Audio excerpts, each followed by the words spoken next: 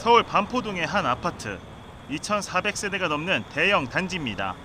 지난 8월 전용 면적 198제곱미터는 55억 2천만 원에 거래됐습니다. 전세가 역시 상상을 초월합니다. 최근 이곳 전용 면적 222제곱미터 25층 아파트가 전세 보증금 40억 원에 계약됐습니다. 지난 8월 전세가 36억 원에서 무려 석 달 만에 4억 원이나 오른 겁니다. 인근에 있는 또 다른 아파트. 지난 10월 전용 면적 178제곱미터 아파트가 보증금 40억 원에 월세 300만 원에 계약됐습니다. 올해 들어 전셋값 40억 원을 돌파한 서울 아파트는 모두 15곳. 지난 2017년에 처음으로 40억 원짜리가 나온 뒤 5년 만에 두 자릿수 거래를 기록한 겁니다.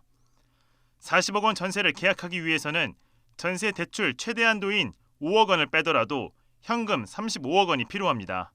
한마디로 현금 수십억 원을 굴릴 수 있는 극소수만 가능한 계약입니다. 인터넷에 우리 중개업자 보는 사이트에 50억 나왔다가 바로 지워버리더라고. 자상 증식에 도움되지 않는 초고가 전세에 부자들이 몰리는 이유는 뭘까? 초고가 아파트의 경우 매매 시 발생하는 세금이 상당하기 때문입니다.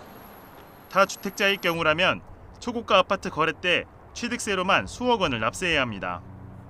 무엇보다 초고가 전세로 살더라도 매매와 달리 세금 부담이 없어 높은 전세 가격에도 거래는 꾸준히 이어지고 있습니다.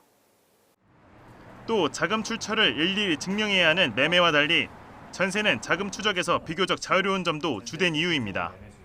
매매 같은 경우는 자금 증빙이라든가 굉장히 까다롭잖아요. 근데 그렇다 해서 전세를 그 금액에 대해서 아직까지 좀 규제라든가 그렇게 없으니까 일단 넣었다가 내가 받으면 되는 돈이니까 라고 생각하고 매매 수요를 잡기 위한 취득세 중과 등 정부의 부동산 억제 기조가 바뀌지 않는 이상 일반인은 쉽게 상상하기 힘든 초고가 전세 수요는 이어질 전망입니다.